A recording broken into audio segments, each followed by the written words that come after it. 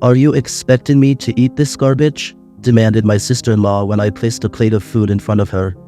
Having prepared pasta for both of us and hoping for a peaceful lunch, I was about to argue with her, but she exclaimed, "This is disgusting," and grabbed the plate, dumping the entire meal into the trash.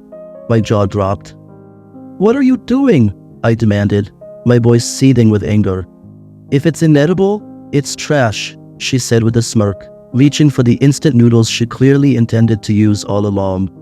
Little did she know, this moment would mark a turning point in her life. I'm Carolyn, a 35-year-old housewife. I live with my husband, Graham, and our 2 sons, making us a family of 4.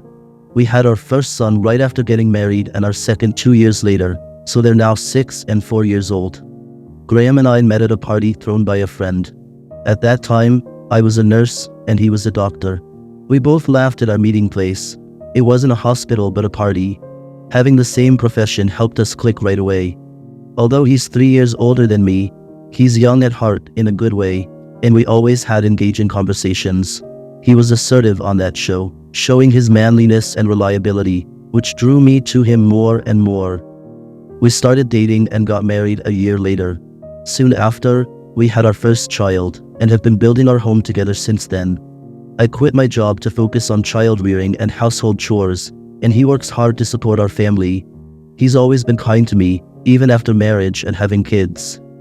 Thanks for always cooking and cleaning, Carolyn. I can work with peace of mind because you take care of our home.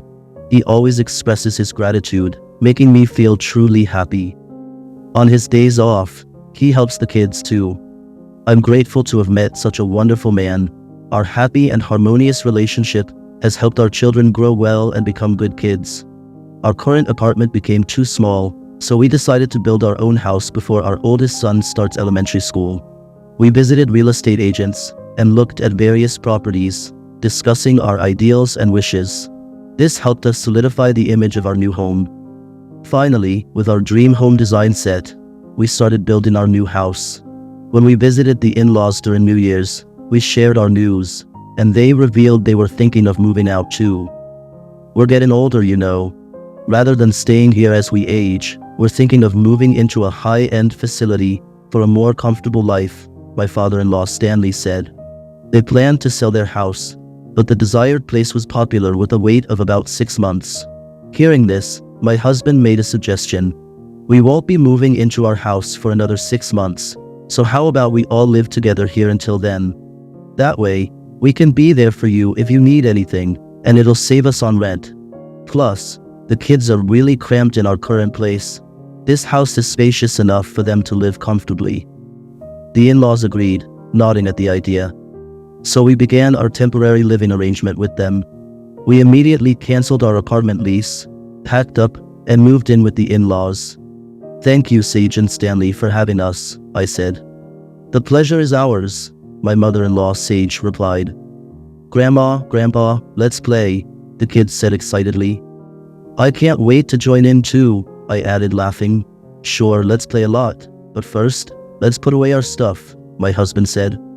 The kids were thrilled to live in the spacious house with a big yard and to be with the kind in-laws. They rushed upstairs, put their stuff in the room the in-laws had shown them, and then ran out to play in the yard. My husband and I smiled, watching them. Our new home, ready in 6 months, also has a big yard. I was sure the kids would enjoy playing there just as much. As I was thinking this, I saw a figure next to me in the window to the yard. Before I could see who it was, the person started shouting at the kids. "Quiet down! I'm trying to sleep. Keep it down!" The sudden yelling startled the kids and they froze. I was speechless. The person yelling was a disheveled woman in sweatpants and long, unkempt hair. My husband stepped up to her angry. "Sis, what are you doing yelling at the kids like that?" "The nerve of you all to show up and make noise. I'm trying to sleep. Keep your kids quiet," she snapped. It was Sloane, my sister-in-law. I hadn't seen her since our wedding. I thought she lived alone since she wasn't at the in-laws during New Year's, but apparently, she's been living here all this time. "Enough, Sloane. I won't tolerate any more disturbance," Stanley scolded her. She retreated to her room, but the kids were too scared to play outside anymore and came back in. "I'm sorry about that. Your aunt can be quick-tempered. Don't worry, it's not your fault. kids should be outside, running around. Stanley reassured the kids, calming them down. I'm making some snacks and tea. Let's all have some, Sage said, and the kids, forgetting the incident, hurried to wash their hands. In the meantime, my husband asked the in-laws about Sloane. Doesn't sis ever leave the house? He questioned. Yeah, she's been staying here all this time. She used to work part-time until a few years ago, but quit after some issues at work. Since then, she's been staying cooped up like that, Sage said, looking distressed. It seems Sloane had been timing her outings to avoid us, which is why we hadn't seen her for years. However, now that we were living together, avoiding each other wasn't an option, but her sudden outburst at the children earlier was concerning. I started to feel uneasy about this cohabitation. Dinner time came, but Sloane didn't come down to the dining table. My husband asked the in-laws, should we call her? She doesn't want to eat with us, Stanley replied, sounding resigned. It's been this way for a long time. She apparently waits until the in-laws have finished eating before coming down. She was essentially in a state of total seclusion. While being a recluse isn't inherently bad, her earlier outburst at the kids was troubling. Neither my husband nor I knew how to interact with Sloane, who we barely met before. I had no idea my sister was living here too. Sorry about this, my husband apologized to me. Despite my apprehensions, the cohabitation was temporary, and I braced myself for the challenges ahead. The next day, after the kids went to kindergarten and my husband went to work, Sloane got up around noon and came into the living room. Seeing me, she looked surprised. Why are you here? She asked. I was confused. Before I could respond, she asked, You're still staying? I realized she might not know about the arrangement. Didn't Sage and Stanley tell you? I asked. Tell me what? She replied. This seemed like a chance to have a proper conversation with her, so I politely introduced the situation. We just moved in yesterday, staying here for now, I said. Yes, Sloane, I hope we can get along, I added with a slight nod. This made Sloane angry and she clenched her fist. What? I didn't know about this? You just showed up and now we're living together? Get out right now, she demanded. Her sudden outburst took me by surprise again. Sage rushed over, alarmed by the loud noises. What's going on, Sloane? Why are you upset? Mom, what's this about living together? You can't just decide that. I absolutely don't want to live with this woman and her noisy kids, Sloane vented. I was angry, but I knew getting emotional would only escalate the situation. I maintained my composure and responded calmly. I'm sorry, Sloane. We'll do our best not to cause any trouble. Please bear with us, I said, bowing my head again. However, Sloane continued with her hostile attitude. You think you're acting like an adult now? She accused. No, I didn't mean... I started, but she cut me off. You're just looking down on me, aren't you? Thinking you're better because you married a doctor? She provoked. Stop it, Sloane. Don't say such horrible things to Carolyn, my mother-in-law interjected. Shut up. You probably wish I was never born and only Graham was your child, Sloane snapped. That's not true. Why do you belittle yourself like this? His mother retorted. I can tell when you're lying to me.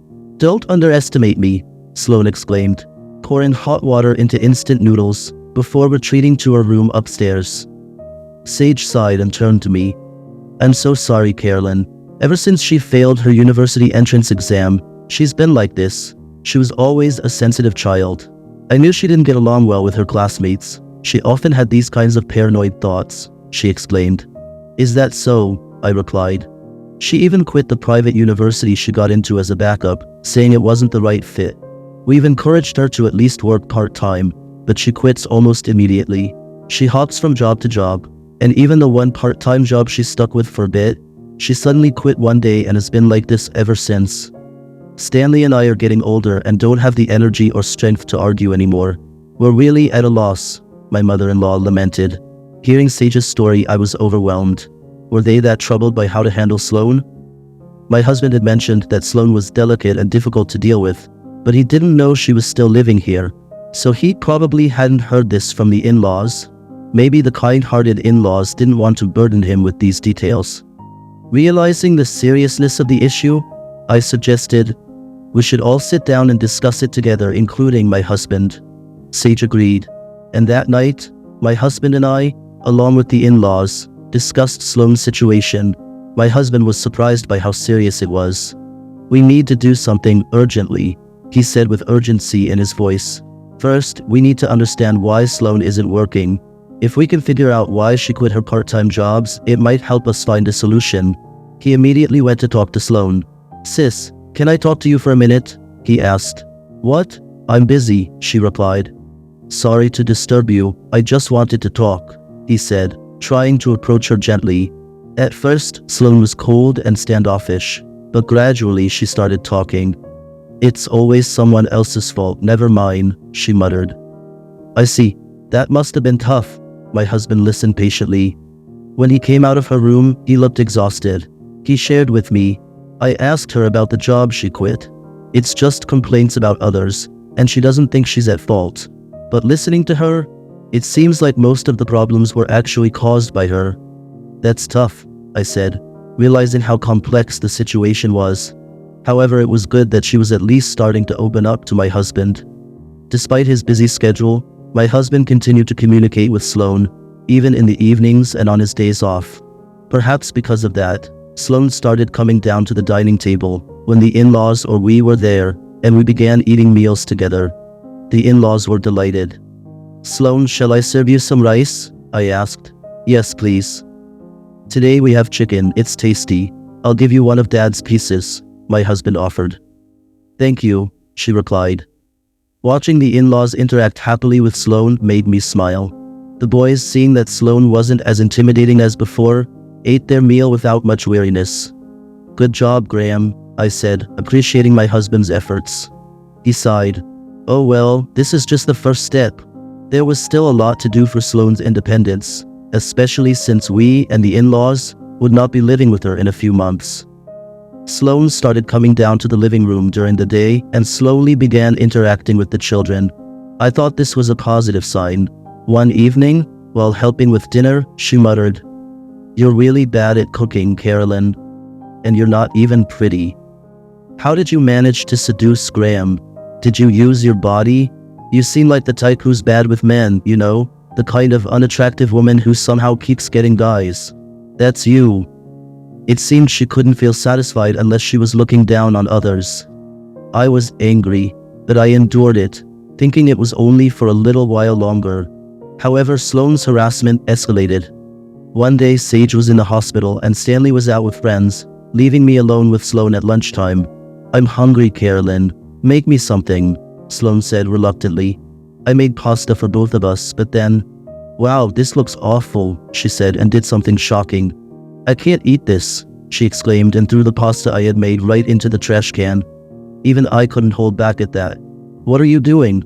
Throwing away food is unacceptable," I protested. Sloane just smirked back. "If it's inedible, it's no different from garbage, right? If I can't eat it, I have to throw it away," she said. She then took out instant pasta from the cupboard. It seemed she had planned to throw away my cooking from the start. I couldn't forgive Sloane anymore. I had been patient, hoping she would become independent, but she was beyond help.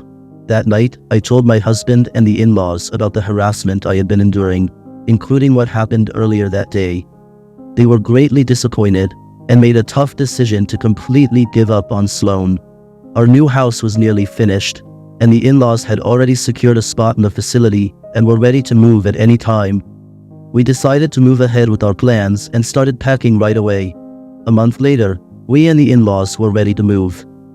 On moving day, the movers were busy transporting our large items as the furniture and appliances were being cleared out. Sloane came downstairs looking sleepy.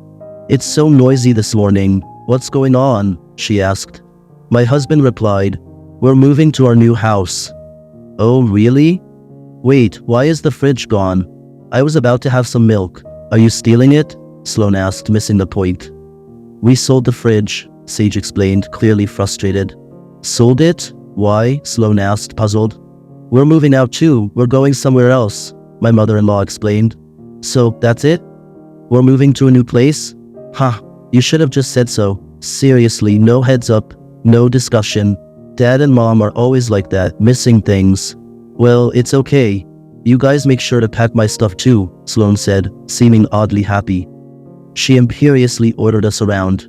To Sloane, my husband calmly retorted, "Okay, but where is your house, huh?" Sloane was surprised by his words. What do you mean where? Obviously it's wherever mom and dad are moving to, right? When Sloane said this, Stanley sighed and spoke. No, we are moving to a retirement home. We are not living together with you. What? What do you mean? I didn't hear about this, Sloane protested. It's because of the cruel way you've treated Carolyn. We've always cared for you, even though we didn't know how to deal with you. We've supported you, and Graham and his family have tried to help you become independent. You managed to communicate with us again, but then you started being mean to Carolyn. You trampled on our kindness, and after all the betrayals we've faced, we've decided to give up on you too, Stanley concluded. Sloane finally realized the gravity of the situation. I can't manage a household on my own. I can't stay here alone, she panicked. What are you talking about? We're not leaving this house to you. We've already put it up for sale. You need to pack your things and leave immediately, Stanley stated firmly.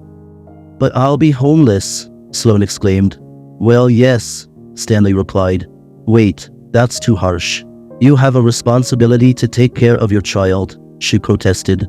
Enough. Stop acting like a teenager at 30. We're not that heartless. Though we've arranged a place for you to live immediately, Stanley responded. Where is it? She asked anxiously. At my brother's farm, Stanley said. A farm in the countryside? Sloane was taken aback. Yes, that's right. My brother has already informed you. You can move there any time, but working in the fields daily is a condition, Stanley explained. I can't do that. It's impossible, Sloane resisted. Then the only other option is homelessness in this city, he concluded. Sloane collapsed on the spot, then turned to my husband pleading, Graham, please take me with you to your new house. Let me live with you. It was astonishing that she could ask such a thing. My husband replied coldly, Sis, I will never forgive you for hurting my wife. I'm cutting ties with you. Don't ever show your face to us again. We left Sloane behind and drove to our new home. Later, we heard that Sloane decided to go to Stanley's brother's farm. However, the remote countryside location meant limited entertainment options and weak internet connection. With nothing to do but work, her days were reportedly a living hell. My husband and I felt it was well deserved when we heard about her hard work from Stanley's brother. The in-laws moved into a luxurious retirement home and were living comfortably. Our new home was wonderful, and we were enjoying every day. Our children were delighted, running around in the yard. Daily, we looked forward to continuing our happy family life together.